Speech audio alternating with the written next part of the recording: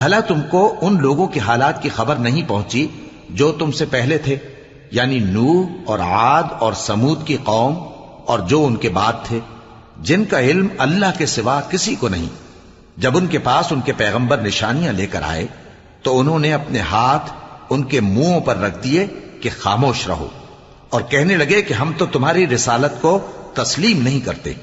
اور جس چیز کی طرف تم ہمیں بلاتے ہو ہم کو اس میں بھاری شک ہے۔ ان کے پیغمبروں نے کہا،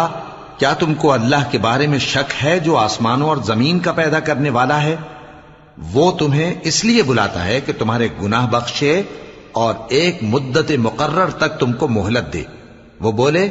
کہ تم تو ہمارے ہی جیسے آدمی ہو، تمہارا یہ منشا ہے کہ جن چیزوں کو ہمارے بڑے پوجتے رہے ہیں ان کے پوجنے سے تم ہمیں روک دو، تو اچھا کوئی کھلی دلیل لاؤ، یعنی معجزہ دکھاؤ۔ پیغمبروں نے ان سے کہا کہ ہاں